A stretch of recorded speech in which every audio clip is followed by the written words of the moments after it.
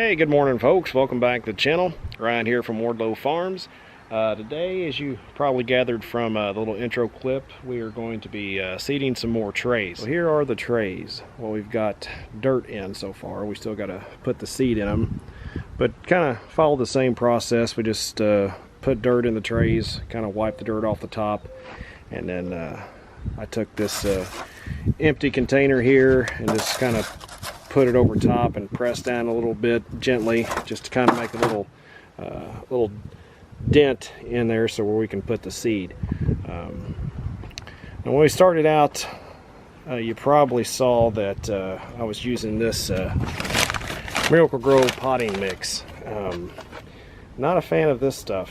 I actually ended up taking it all out and putting in some different, because it's really got a lot of bark, and it's just not real good to start seeds with. As you can see here, there's just it's a lot bigger pieces and stuff as opposed to this soil here, which is much more fine. I actually had some leftover seed from when we planted mums last year, and I just went up and grabbed it, and this is what we're using here, just Sun-Gro Professional potting mix. You might be wondering why I just didn't use that to begin with. Well, I actually thought that soil was actually going to be better. It had a little more fertilizer and stuff in it, but really don't like the texture of that. Quite a bit to actually seed today. I believe we got around 500 cabbage plants to seed, probably another 500 seed of peppers, some squash and zucchini, broccoli, cauliflower, so a little bit of everything. Today is, what is today? February 25th, I believe. So our plan is for most of this stuff to be actually planting it in the field in the middle of April. So a lot of these are cold crops, your cabbage and your broccoli and stuff like that, so they can tolerate a little bit colder weather. It's not going to bother them as bad to plant them earlier, because there's still a chance of frost. You know, we're in southern Indiana. I forget which zone we're actually in, but we can get a frost, you know, in May. It's really unusual if we do get a frost that late, but it can happen. And even if we do get them, they're usually not that bad. And again, it won't affect a cold crop as much as it would like a warm season crop like tomatoes. So the tomatoes we're going to be planting actually in the greenhouse. Same for the squash and some of the peppers. So right now we'll go back and check out the tomatoes, and I'll show you guys how they've been doing. So as you can see, the tomatoes have really grown. I mean, it's been less than a month, and these guys are about ready to transplant into the bigger pots. We'll probably do that in another week. Had really good germination on this. This actually worked out well, but you can probably see here, if this will focus, there's a little guy that's been cut off. There's one. So we had mice actually get back here and eat on a lot of these tomatoes. Didn't realize there was even any mice in here until we started noticing some of the plants dying. We put out some mouse traps, as you can kind of see there. Kind of fixed the problem, put out some other, you know, glue traps. We even got one of the little fancy bucket deals I saw on YouTube, so they climb up there. I actually haven't caught anything in that, so if you're looking to purchase one of those, I really couldn't tell you if they work well or not, but the glue traps definitely work. They work really well, and I know that's kind of a question of how humane that actually is, but you know, as you can see back here, they really did a number on the tomato plants back there, essentially just kind of wiping them out. So here are all of our seed varieties and stuff that we're going to be planting this year. We already talked about the tomatoes, but you know, we're growing Red Deuce and Primo Red, Carolina Gold, and Skyway. So those are the tomato varieties that we're going to be growing this year. on some of our cold crops.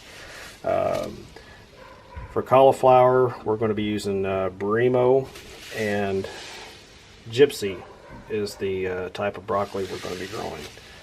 So peppers, we have several different types of peppers. Our primary pepper, and it's just the green bell pepper, is Revolution. This is what a lot of growers grow. It's a really big, nice pepper.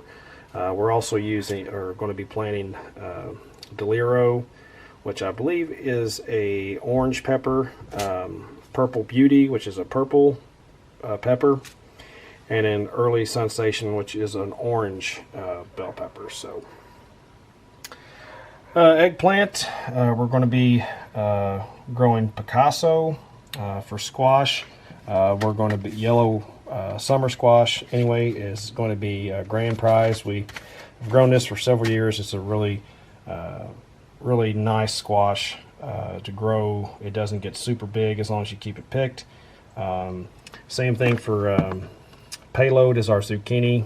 And for those of you who didn't know, actually zucchini is a squash. That's why it says squash, but that is actually a zucchini. We've grown payload for several years. It's a really nice slender type zucchini that has a really good flavor to it. Cucumbers, we're going to be growing Bristol, which is another go-to for us. I've grown that several years, and does a really good job, produces a lot. And we're also going to be growing Eureka, which is a pickling cucumber. And then for cabbage, we actually got 3 or 4 different varieties. Extreme Advantage, Red Jewel, Bravo, and then Stonehead. The reasons we're growing so many different varieties on our cabbage is because all of these have a different maturity date. I believe the Stonehead is the early maturing. Yeah. So Stonehead's like a 60-day maturity, and then you've got Extreme, which is a 75-day, and then your Bravo is like an 85-day. The Red Jewel is also a 75-day. So this is a red cabbage, actually, though. So that's something different for us that we've not done in the past, but we're going to grow some of that. But we'll plant all these at the same time, and then by using different varieties with different maturity dates, that will kind of spread out when they are ready, so they won't be ready all at one time.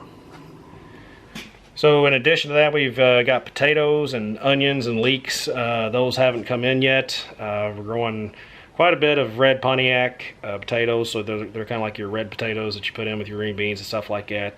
We're going to be growing about 1,200 leeks, and as well as a variety of just sweet onions, candy onions, red onions, white onions, another 1,200 of those. So we're going to have a lot of onions this year, and potatoes. So we'll be planting those along around that April 1st date or April 15th when we're planting all of our other cold crops. Trying to shoot to have, a lot of vegetables ready around the beginning of June. Typically in the past, our markets opened up around July, so that's when we start getting stuff ready, or the vegetables start becoming ready and we're harvesting, because without the greenhouse that we're putting up, the earliest we can really plant tomatoes is around May 1st, so that's going to make them ready later. So by putting up the greenhouse and then getting these other cold crops out earlier, we're hoping to again open earlier so we can provide fresh vegetables for everyone. And in addition to that, we also have strawberries. So strawberries should be ready, ready to start picking around June. So excited. I mean, it's that time of year, folks. It doesn't seem like it. Seems like just yesterday we were finishing up harvest, and here we are. It's already time to start seeding again and getting everything taken care of. In addition to that, and I do also have a full-time job, so I'm going to be in Oklahoma all next week for my job, and then I'll be home, and then I have to go somewhere else for another week. So got a lot to do. Got to get the greenhouse up. Got to finish up, put the roof on the store. So we gotta get at it. So we're going to start out with the cabbage, and this is the Stonehead variety. We got 150 plants we're planning to do that. There's actually 1,000 seed in this packet. You can buy them in smaller packets, but it was just pretty much real cheaper to buy 1,000. So, but you know that, if I can focus a little bit, there you go. It's very small seed, very, very small. So. Again, we're going to do this just kind of like we did the tomato. This is not pelleted seed, so it's hard to see. It's almost the same color as the dirt. But we're just going to put one in every cell and cover it up with a little bit of dirt.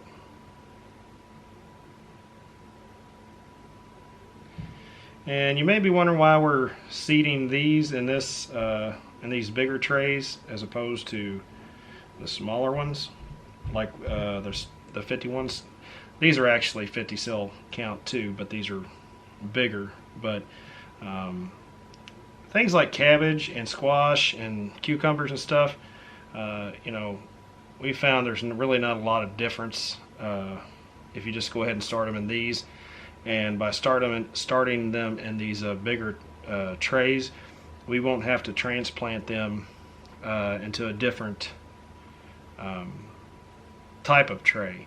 We will just take these to the field when they're ready to plant, and just pull them directly out of here and plant them in the ground. So. Okay, so once we got our tray seated. Again, this is the potting soil I had from last time, left over from tomatoes. You can see it's a little bit more fine than the potting soil we filled the trays up with. But same process, we're just wiping dirt over. We're not really packing it down. Just covering up the seed a little bit.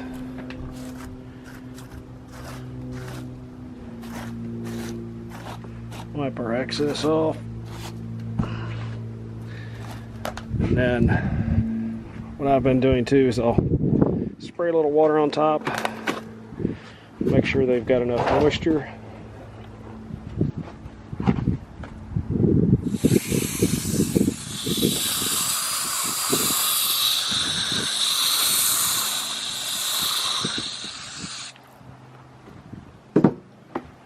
And then we'll take them back to put them on the shelf.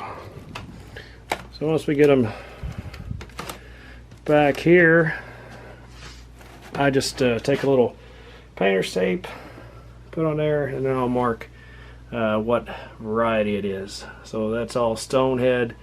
That particular tray right there is the extreme. So, and we'll just continue on till we get this whole thing filled up with trays.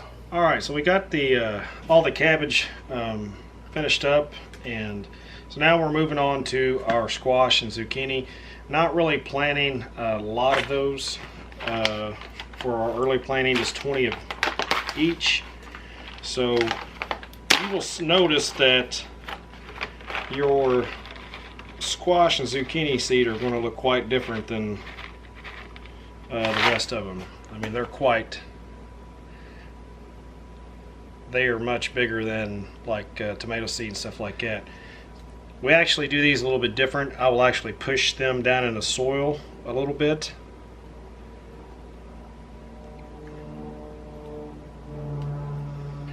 And it is not difficult to grow squash, or they will pretty much grow if you just throw them on the ground. A lot of times in the field, the year after we've grown squash in a particular spot, there'll be squash coming still up out of the ground. So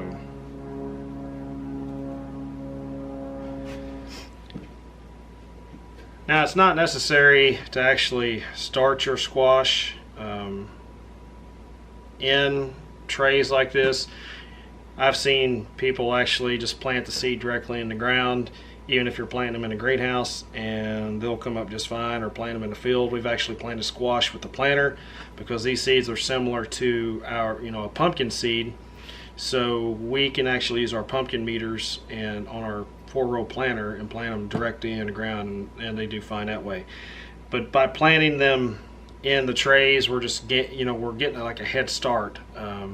Getting probably a week or so head start from them, the time that we plant them in the ground to the time that we're getting fruit from them. So, all right, so we're going to do 2.5 trays of our Bristol cucumbers.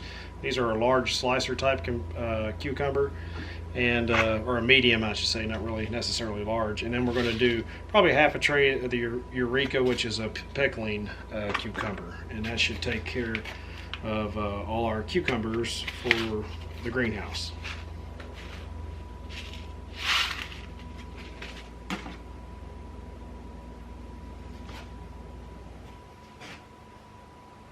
And if you're wondering about the coloring on the seed, this is a treated seed, so it's just a coating that's going to help it germinate a little quicker, get it out of the ground.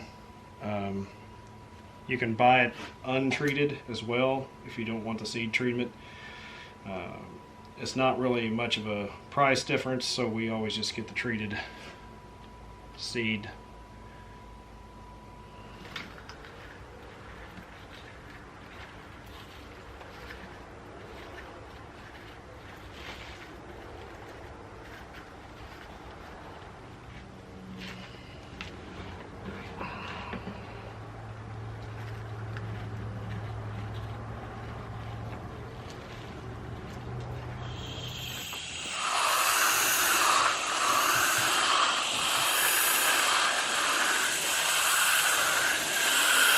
Alright, so we're starting to see the light at the end of the tunnel. We're getting down to our the smaller 51 cell count trays, and we're going to treat these just like we have the other ones. Basically, you just fill them up with dirt, wipe off the top, and on these you can actually set them on top of one another and kind of press down a little bit to get your dibble or little indentation where the seed can set. So did that all to all of these, and this will be the last of the bell peppers, and then we got 2 trays, these trays here. We're going to do a tray of Primo Red and a tray of Red Deuce tomatoes. I don't want to spill any.